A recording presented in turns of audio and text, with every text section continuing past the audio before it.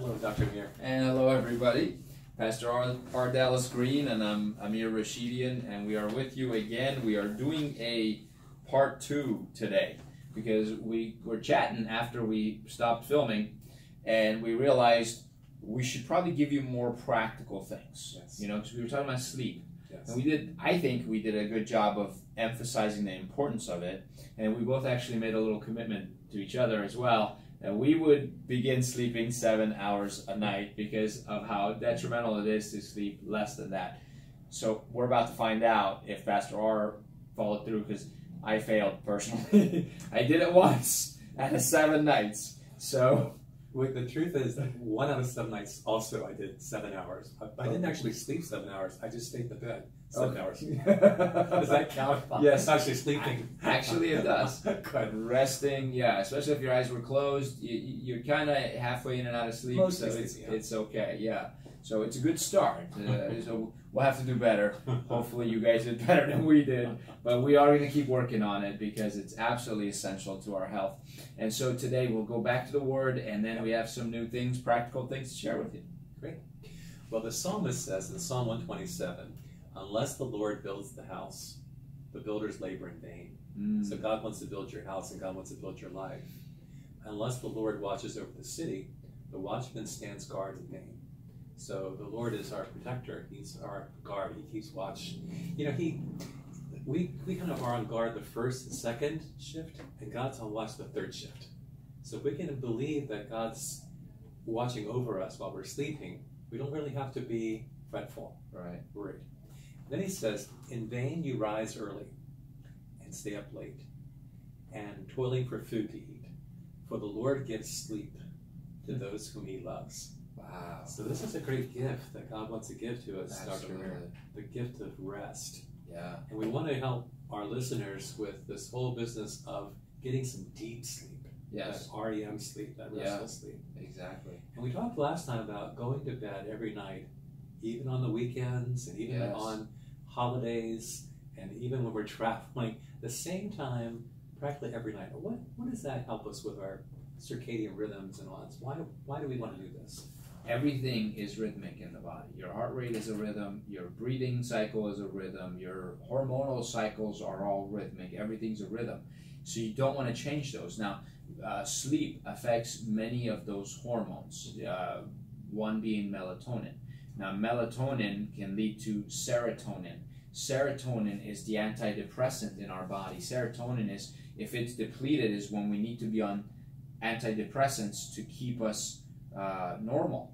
Yeah. And then there's also dopamine, which is our reward one. Where, let's say we watch a we watch a good feel-good movie, one of those heartwarming Disney movies. You know, at the end of it, you probably have a lot of dopamine released in your brain. Your dopamine gets released when you achieve a goal. Say, I want to help this person, and you achieve that. That's dopamine. That's your body's reward hormone. And then you've got cortisol, which is high in the morning and nearly zero at night. That's why you can fall asleep. When cortisol is high, you can't fall asleep. That's why you stayed in bed, but you weren't sleeping, because your cortisol cycle had reached its peak, and you're kind of saying, okay, we're not going to sleep anymore. We're done sleeping. You'll change that as you train yourself to be able to sleep. So cortisol and insulin play together. There's another hormone called glucagon, which releases cortisol and glucagon release blood sugar, increase blood sugar.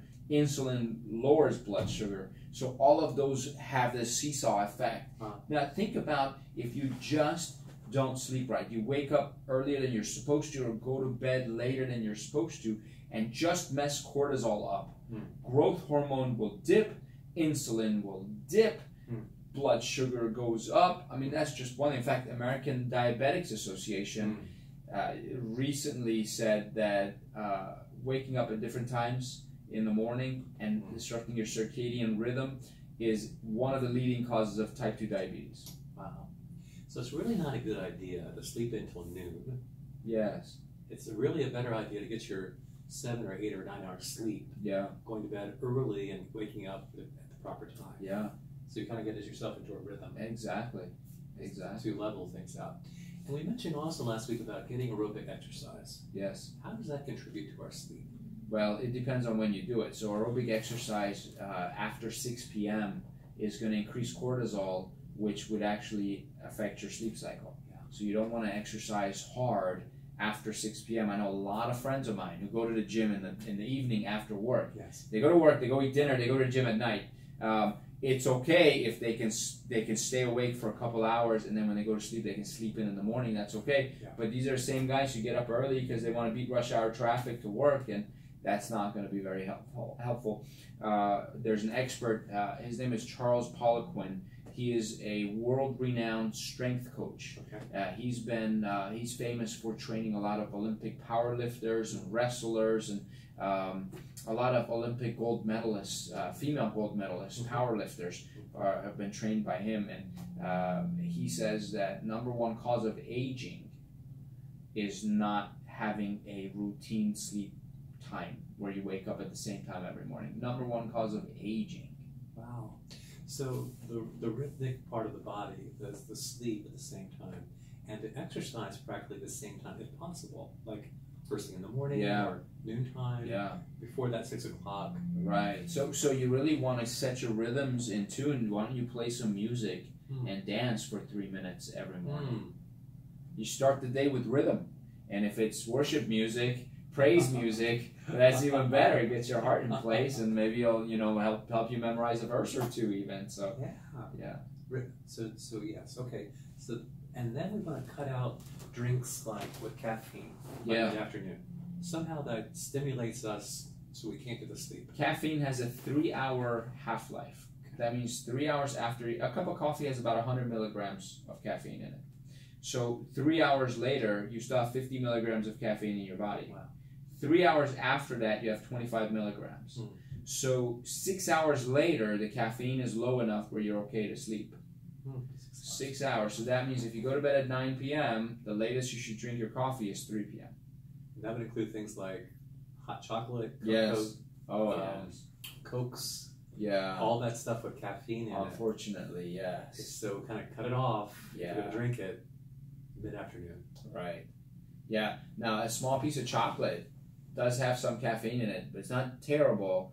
And a little bit of chocolate gives you a dopamine release. Okay. So that's the feel good. So that's why, I always say dessert after a meal, after a large meal, is good because it helps you digest your food.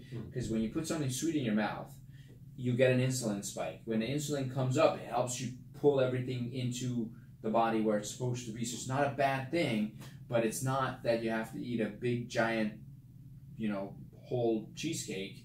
But a small sliver of cheesecake is okay after a meal, or a little bit of ice cream is okay after a meal. A little bit of chocolate is okay after a meal, not by itself, but right after a meal. Okay. Those little chocolate mints that they give you at some restaurants or so on. It helps you digest your food, but also chocolate releases a little bit of dopamine, which is that reward thing. Here's the problem with sugar and chocolate and things like that is it's just like crack cocaine. That's a new crack. But that's what cocaine does. Cocaine releases heroin and all that. They release, not heroin, sorry, but cocaine releases dopamine, a lot of dopamine. But the problem with the chocolate is if this much chocolate gave you a dopamine release, you felt good, you loved it, it was great. The next day, you need double the chocolate to get the same dopamine release. I've noticed that. Yes. And it's like just a little bit. It's very satisfying. Yes. Then I want more and more and more. Exactly. So we have to kind of like take breaks from it, so that the effectiveness of it comes back. It's kind of like distance makes the heart grow fonder. So you miss someone, you have to miss your chocolate, and then you can have it again. So maybe chocolate sparingly, maybe once or twice a week, not sort of an everyday ritual. Absolutely, yeah. So coffee can be every day, but not after 3 p.m. Okay. Then we talked about how alcohol disrupts the pattern of sleep and brain waves. So you mentioned the fact that there was like an individual would drink some beers before they went to bed, and then they wouldn't dream, and then sort of be awakened in the night from having drunk the alcohol. Talk a little bit more about that. What happens with alcohol? A hot toddy. So dreaming is one of those things where through research we really haven't figured out how it happens. We do know that parts of your brain slow down when you fall asleep. Like your motor functions slow down. That's why you don't get up and start running when you're sleeping and when you dream.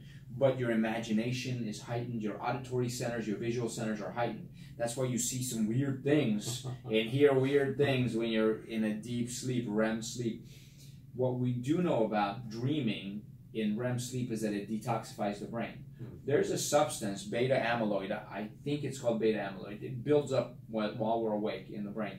And then when you sleep, it gets detoxified. Okay. It gets cleared out of the... So dreaming seems to do that. So we need to dream a lot when we sleep. Now, any sedative, including alcohol, will reduce our ability to dream. And we never hit the 5th stage, which is the deepest level of sleep, which is when we dream. And so the brain starts to starve for the dreaming. So if you drink a few beers, a couple glasses of wine, you know, just a little bit, not as bad, although some people say even a little bit affects you, then you won't dream for the first 5, 6, 7 hours of the night. And then if you sleep longer than 6 or 7 hours, then the brain tries to cram all the dreaming into that last hour of sleep.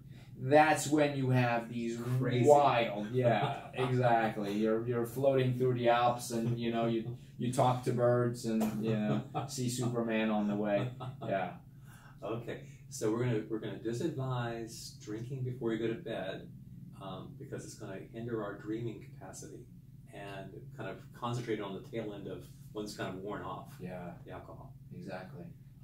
So even with that, even like you know once a week, it's okay. You know, if you drink, you're gonna have a couple of social drinks. I say plan on sleeping in that day. Okay. Even though I just said try to wake up at the same time every morning. Yeah. It's so complicated. But sleep in a little bit longer that next morning so you can catch up on your dreaming. One of the things I was reading this week was about how people that have a dog that sleeps with them report that they have their sleep disrupted by the dog. Now, I made a rule in our house that no 4-leggeds were allowed in my bed. That's right. Because my wife loves her little dog. And she hears him whining, and she'd bring the dog up to bed with her. She's so kind-hearted. And I said, no, darling, only 2-legged people can be in bed, no 4-leggeds. That's right. So it seems as if there's a lot of disruptors like a dog, or the room isn't darkened enough. Yeah. You're making sure it's as dark and as quiet as possible. Right. Because the dog can you can hear them breathing, and they want to compete for leg space. Yeah, so that's one. Leg space is big. They like to curl up. They like to share your pillow. Here's one thing I personally, this is not something that's written in research or anything like that. It's just my personal opinion. Their body heat is too much. Yes. And so unless you're in the Arctic and you need to huddle with one to stay alive, the heat from them will disrupt your sleep, because melatonin production is reduced when it's too warm. That's why sometimes when the room is too warm, it's hard to sleep. You talked about getting the core temperature down to 65 or so, like taking a hot shower. Well, no, not your core temperature, because you don't want that to be much lower than 98.6. But the room temperature, room temperature, yes. You want it to get down. You know, we bring ours down to about 69 or 70 degrees is okay. Typically, you want it to be 2 to 3 degrees lower than during the day, because that stimulates melatonin release. And then, so that's why you don't want the dog in the bed with you, because she's just too warm. So you want to feel kind of cool when you go to bed.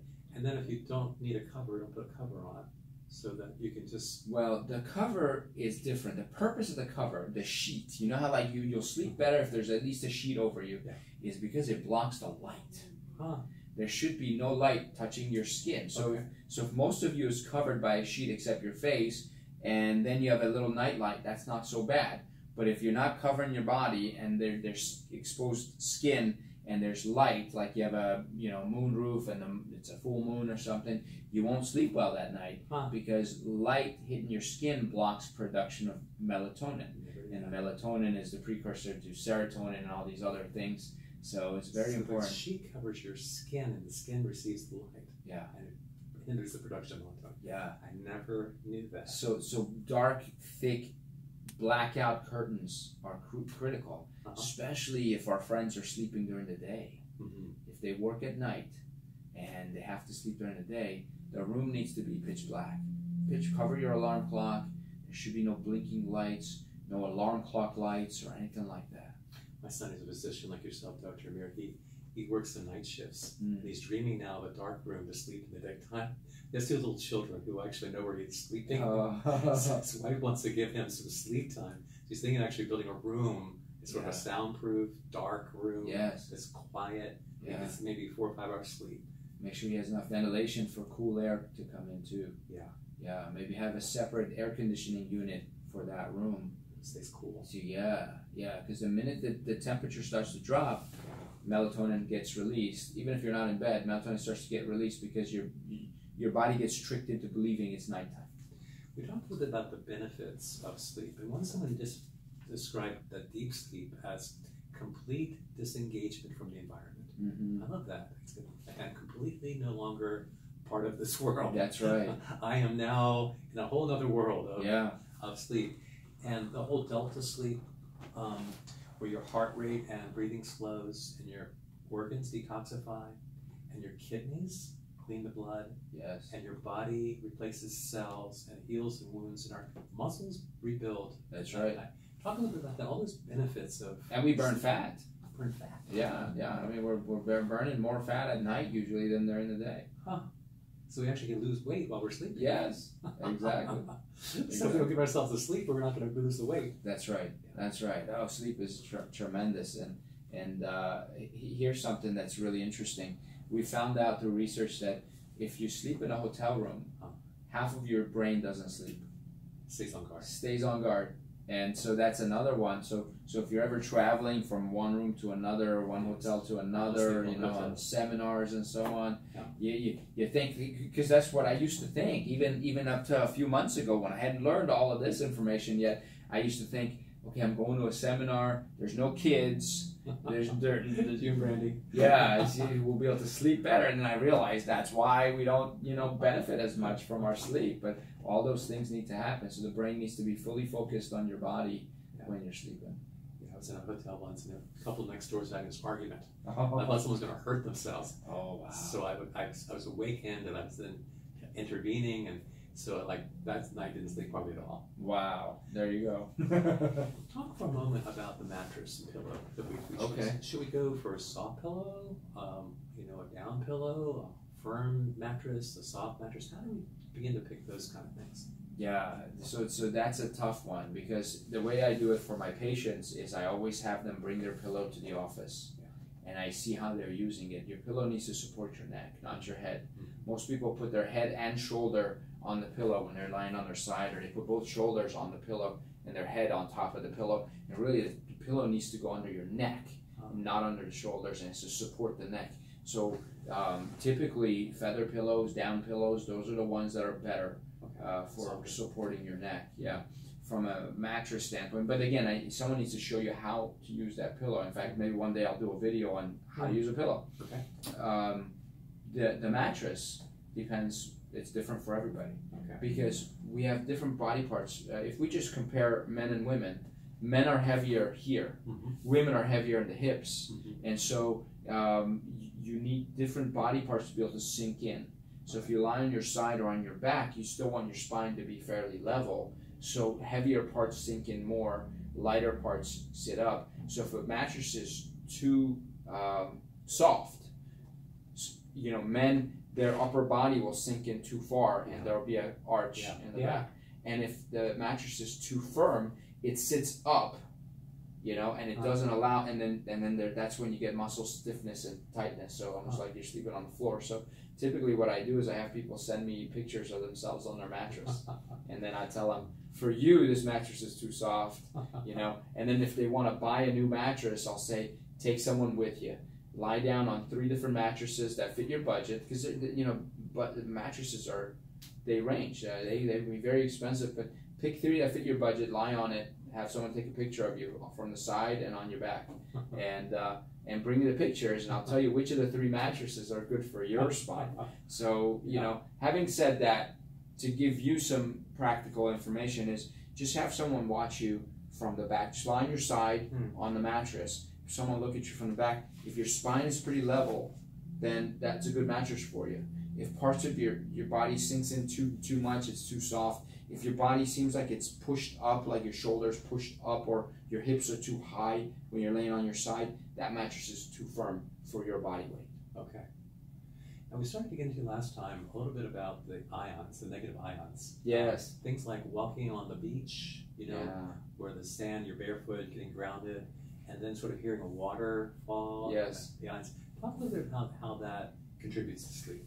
Yeah, exactly. A lot of times we think that we sleep better when we're at the beach because of the sound of the waves. Yeah. It does have to do with the waves, but it's not the sound. It's actually because when water crashes, it ionizes negative ions in the air. It ionizes the air. Those negative ions have a detoxifying effect on the body. Huh. So let's say we go walk through the woods right here, and in an area where it's not polluted, the negative ions are roughly, the number is 100. 100 ions per cubic something, and I don't know the exact metrics of that, but when you're by the ocean, that 100 becomes tens of thousands. Wow.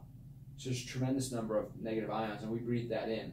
And so it calms the mind, soothes the body, detoxifies you, makes you feel better. So you can move to the beach and live at the beach, or you have to find a waterfall and live by a waterfall, or you have to have like a waterfall in your house. You know, a lot of times water features, where just the constant flowing of water does create negative ions in the air, and that's good too. Now they have, you can go to Amazon.com and get some ionizers that ionize the air, but I have to caution you because not enough research has been done on those, the machine ones. And I don't think artificially ionizing the air is good for you. Okay. I don't think so. So, but we breathe ionized air when we take a shower. Yeah. Because again, when it's water flows through the air, is ionizing the air. So that alone is helpful. So shower's good. But yeah, the machines that ionize, they're called air purifiers, but they're doing it through ionizing. Sometimes I've seen some people have negative reactions to the ones that are really strong, and they create too many ions. Okay. You don't want to mess with those. Now, in regards to this whole, ionization and so on, there's certain essential oils that people can use to help relax themselves. Yeah. Oils like lavender. Yes. This relaxing, calming effect. Absolutely, of lavender. Yeah. And frankincense for balancing one's emotions, and cedarwood to support things like the production of melatonin. Right. Talk a little bit about these essential oils and your experience in terms of helping people sleep. Well, my biggest experience is with my little ones. I have a 2-year-old, almost 5-year-old, and an 8-year-old, and so a lot of times they don't want to sleep. So we'll just sneak up behind them and rub a little bit of lavender on the back of their neck. Calm them down. That's right.